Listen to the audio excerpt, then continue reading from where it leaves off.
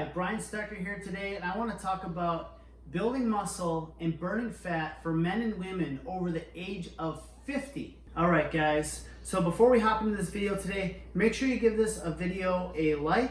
Make sure you also subscribe by hitting that red button, subscribe, and that little bell next to it. That's going to let you be notified of all the great content that I brought out for you. Who am I? I'm Brian Stecker. Owner of Boomer Fitness here in Vancouver, Washington the last 9 years, and also been a personal trainer for the past 16 years. So when it comes to building muscle and burning fat for men and women over the age of 50, there are three areas that you really want to focus on. First thing you want to focus on is your nutrition. The second thing you want to focus on is your exercise. And the third thing is getting some accountability and support. And if you need help with your accountability and support, down below you'll see a link to my scheduling link that's going to help you get on a call with me so I can show you on how to put these things together. But over the last 12 weeks working with my coaching clients in the gym and then also one-on-one online, there's a lot of questions around food. And for you to get the maximum results, at the end of the day, you need to focus on calories in versus calories out. Okay, so if you watch my other videos, you got to make sure you know your calories, okay, your calorie target, because you're not going to lose fat without knowing your calorie deficit or your calories. And the second thing is you got to know your macros. You got to know the macros that you are taking in on a daily basis, your protein, carbs, and fats that are going to give you the fuel to recover from your workouts, the energy just to make it through the day, and the fats that are going to help you with your hormones. So I wanted to cover some of the key foods that are going to help you get there. Now, if you're going to get these great results, you've got to be consistent with this. So if you have 30 pounds that you've got to lose, on average, it's going to take you 1 to 2 pounds a week to lose those 30 pounds. So if you do everything perfectly, 15 weeks, make some mistakes along the way, it's going to be 30. Now, you may have your success in the beginning where you're going to drop 5 pounds that first week, or maybe more, but then it's going to stabilize over time. So let's hop right into this video today and get right into the core of it. So the key nutrient that you want to focus on, number one, when you're looking at your macros and your calorie targets, is your protein. All right? So protein is going to help you stay full. Okay, so a lot of people when they go on diets, and I talk to my clients and I say, hey, what's your biggest struggle? And they say nutrition. I'll ask them why. And they say, hey, you know what? I'm starving. Or, you know what? They try some crash diet and they don't have energy to support them throughout the day for their work or their day-to-day life. All right, so let's hop right into it. So when I'm looking at protein here, I want to give you some really easy ways to go about that. So one of the foods that you want to pick is lean ground beef. Now, you're probably thinking, red meat is bad for me. What you're looking for is anything under 4 ounces, you want to have less than 6 grams of fat. So something that's like a lean ground beef that's 96% lean to 4% fat, it's a great choice. Then you've got your lean ground turkeys, which this one's 99% lean ground meat. It's going to give you the most protein. For another great option is chicken. Now, when you're looking at chicken, there's a way that I like to use and my clients like to use is we like to get the lean cuts of chicken, and basically we like to marinate it. So we get a lot of low-calorie marinades. We put the chicken inside a bag, and then we let it just soak overnight or for a couple days, or up to 5 hours, and just grill on the grill. But if you're on the go, there's these already pre-made grilled chicken strips that you can throw in a pan in about 6 to 8 minutes. You can grill these up. If I'm looking for a treat for myself, I like to take Greek yogurt. I'll take Greek yogurt with a little bit of vanilla. You could also use chocolate or other flavors, and it usually cures my cravings for ice cream. So you want to look for just there's other proteins out there. There's fish, there's salmon, but you want to stay with protein. So when you're looking to now add protein into your diet, you want anywhere from 0.7 to 1 gram of protein per body weight, okay?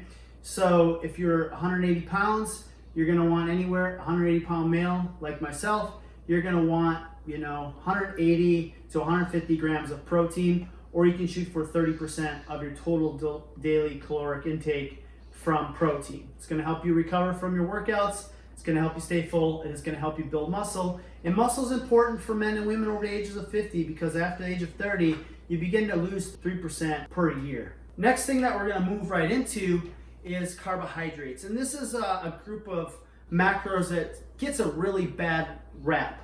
Now, carbohydrates aren't bad. Again, calories in versus calories out. And now that we have protein under control, and that's your main nutrient macro that you're starting off with, we're going to make our way over into the carbs. So carbs is going to give you fuel to go about your day, and it helps you with brain function. So here's some really great carbs that I like to go with. So one of my personal favorites is sushi rice. The reason why I have sushi rice is because I like sushi, and when I make it, it's a little bit sticky, and when I mix it with chicken or my lean ground beef, it adds some good flavor and texture to it. And in the morning time, I like to use Kodiak oats. The reason why I use Kodiak oats, it has a little bit more protein, it's higher in fiber, and it's lower in sugar. And I'm not endorsed by Kodiak oats. If I'm on the go, I like to use oat squares. They've got some really great macros, and then I'll just mix some protein in it with a little bit of cashew milk. All right. I like to use low corn tortillas.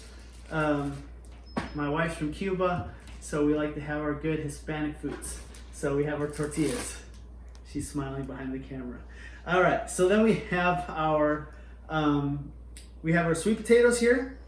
So our sweet potatoes got plenty of fiber in it. It's going to give you plenty of fuel. And then potatoes. Also, potatoes and sweet potatoes get a bad rap. What I like to do with them, dice them up, put them in the air fryer for about 20 minutes with a little bit of Himalayan sea salt. And what that's going to do is I like to make some sweet potato fries.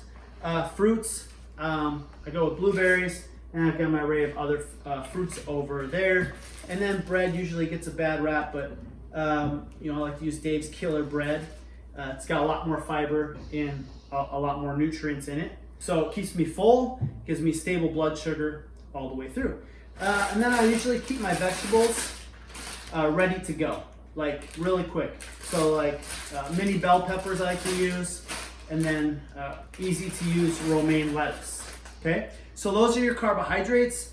The next thing you want to look at is your fats. So my go-tos is olive oil. I'll use it to cook sometimes. You just want to be careful with fat, like olive oil, because it adds up really quickly when you're cooking. So basically just use a tablespoon and measure it from there. So that's the first fat. Peanut butter is another go-to, and almond butter. It does have a lot of calories, so you have to measure that also. So a lot of people, they'll take their spoon, they'll go all the way in and just scoop it out, and they'll say, hey, that's 1 tablespoon. One of my clients, Chad, told me about that one. But you've got to measure it out. So put it on the spoon, measure it, make sure you use the right amount. One that I like to use is I like to use the PB Fit. The reason why I like to use PB Fit, it's got more protein in it, lower in fat, lower in calories. I can just add it to my protein shakes, or I can also add it to my oatmeal in the morning time there. So fats are going to help you with your hormones. They're also going to help you with feeling full. Usually about 20% of your diet is going to come from fats. If you're female, usually your fats are, and say you're in that 130 pound range to 150 pound range, maybe hard fitting your fats in. So you might not resort to, a lot of the fats like that I suggested earlier, because you're getting most of that from your animal fats.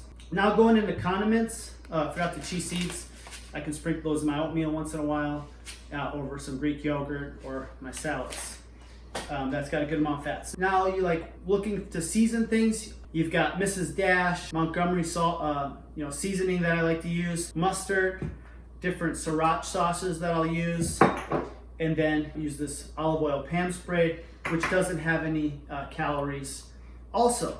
Okay, so now you're talking about, what do I drink? You never want to drink your calories because they're not going to make you feel very full, and they add the calories up pretty quickly. So then it's going to have you craving something more from there. So if you want to have a diet soda, or you want to have some coffee with a little bit of creamer, you're going to be fine. Diet sodas get a bad rap. You got to remember though, like the amount of diet soda that you'd have to drink from the chemicals that are in it, it's very minute. So basically, there's your calories that you're drinking right there. So a rule of thumb when you're taking all of these foods now, what you want to do is, find what foods you like. Because for you to get that result, like we talked about, if you have a goal of say 30 to 50 pounds, it's going to take you about 6 months to do that. So you got to find foods that you enjoy eating over a long period of time that you're eating 80% of the time. And remember, it's like at the end of the day, it's calories in, calories out, finding the foods that you enjoy. So something that works really well for my clients is meal prepping once or twice per week, because when you're meal prepping once or twice per week, it's really easy to have the foods that you like ready and available. Because if you're going to go out to eat, you're going to have to account for them preparing and cooking the meals. And what we find is, like when we look through people's food diaries and when we're doing measurements, is that they're not hitting their goals. And the reason why they're not hitting their goals is usually when you eat out, you're taking in an extra 350 to 500 calories when you're eating out.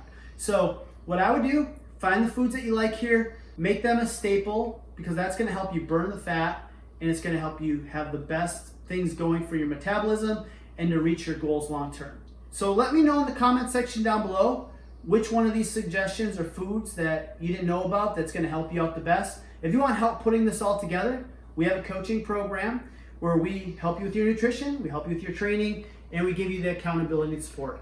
Down below, you're going to find a link where you just click on that. I'm going to talk to you about what your goals are, what you've struggled with, what you've tried in the past, and it's going to be an opportunity for us to work together. So please only apply if you're serious, and you'll be talking to me myself.